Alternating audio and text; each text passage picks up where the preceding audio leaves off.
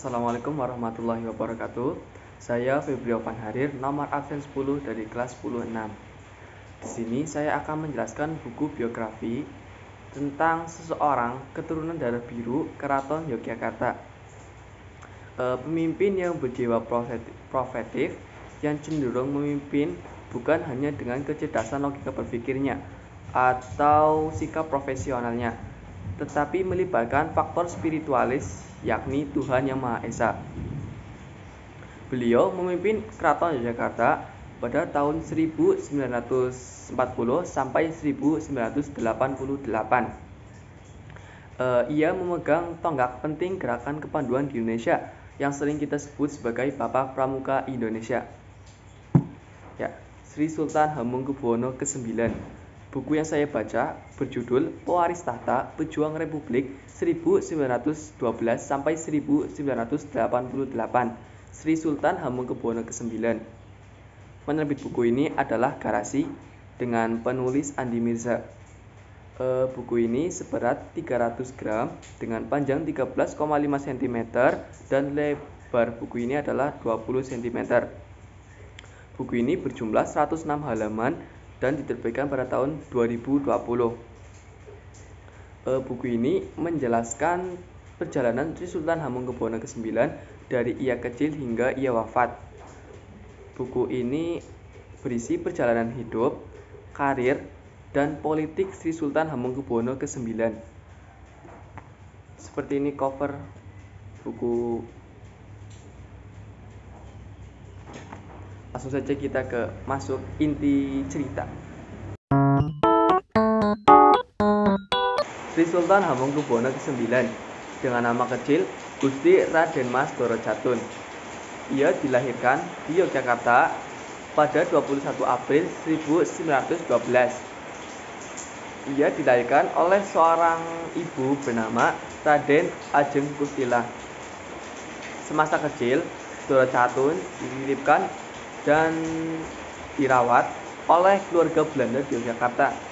Maksud tujuan tersebut supaya Doro Jatun memiliki kehidupannya sederhana, disiplin, berani, dan tidak diistimewakan.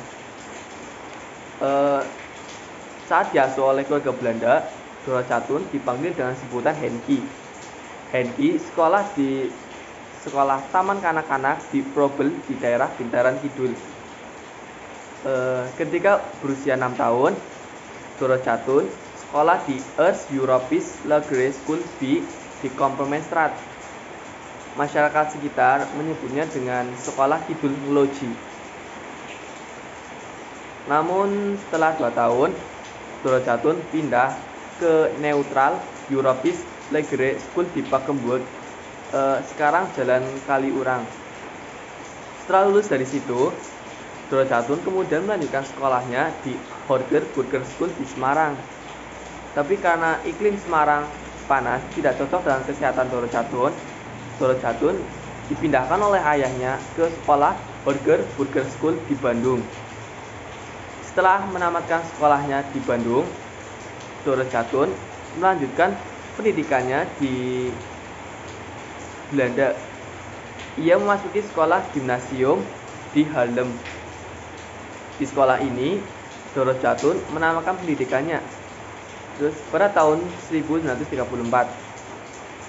Setelah itu, Doro Jatun melanjutkan sekolahnya melanjutkan kuliahnya di Leiden. Ia mengambil jurusan Ideologi, yaitu gabungan bidang ekonomi dan hukum. Keaktifannya dalam menempuh studi, Doro Jatun meraih gelar kandidat ex-Saimen pada tahun 1937. Tetapi pada tahun 1939, ketika sedang menempuh pendidikan doktoralnya, Doro Jatun harus pulang ke Indonesia menemui panggilan ayahandanya. Karena kesehatan ayahandanya menurun akibat penyakit diabetes akut yang dideritanya. Terus Raden Mas Doro Jatun kembali ke Indonesia dengan menggunakan kapal laut dari Belanda pada 18 Oktober 1939. 4 hari setelahnya, tepat pada hari Minggu 22 Oktober 1939, Ayahanda Doro Jatun yaitu Sri Sultan Hamengkubuwono ke-8 meninggal dunia. Terus Doro Jatun resmi menggantikan ayahnya pada 18 Maret 1940 dan ia bergelar Sampeyan Dalem Ingkang Sinuwun Kanjeng Sultan Hamengkubuwono Senopati ing Langga Ngabdurrahman Sayyidin Panatagama Khalifatullah kaping 9. Dari cerita tersebut, menurut saya bagian paling menarik pada buku ini adalah pada halaman 15 bab 4 yang berjudul Peran dan Jasa untuk Bangsa yang ada pada paragraf kedua. Usia Hamengkubuwono ke-9 masih relatif muda di masa-masa revolusi 45, menuai tanda tanya. Kenapa Sultan bersedia bergabung dengan pemerintahan baru, padahal kekuatan politik dan ekonomi Keraton Yogyakarta sedang berada di puncak kejayaan. Bahkan, Belanda dengan intervensinya di setiap lapisan birokrasi mengakui kedaulatan Yogyakarta secara de facto dan de jure. Demikian pula kondisi ekonomi kerajaannya subur semenjak pemerintahan Sultan Sugih akhir abad ke-19.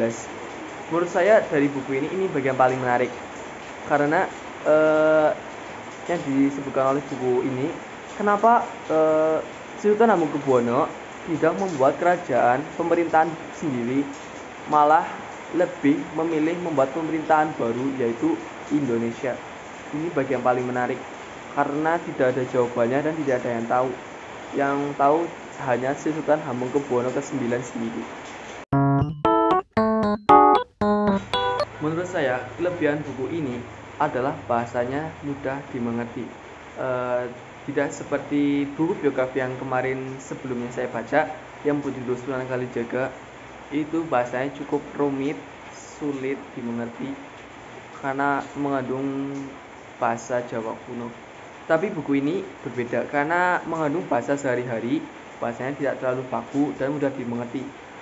Penyusunan katanya juga berurutan, jadi sangat teratur dan sangat mudah dipahami untuk anak-anak yang tidak suka membaca. Yang kedua adalah penyusunan bab, penyusunan judul, penyusunan perjalanan itu sangat rinci, singkat, jelas, cukup menarik, cukup tidak membosankan juga sih bukunya. Dan yang ketiga adalah buku ini bukan hanya benar-benar kisah perjalanan yang membosankan seperti hanya perjalanan karir, perjalanan hidup, perjalanan politik, bukan. Ini juga ada seperti kisah-kisah unik, cerita-cerita lucu, serta kata-kata motivasi Sri Sultan Hamengkubuwono ke-9. Menurut saya itu saja keunggulan dari buku ini. Yang pasti bukunya sangat menarik dan rekomen untuk dibaca.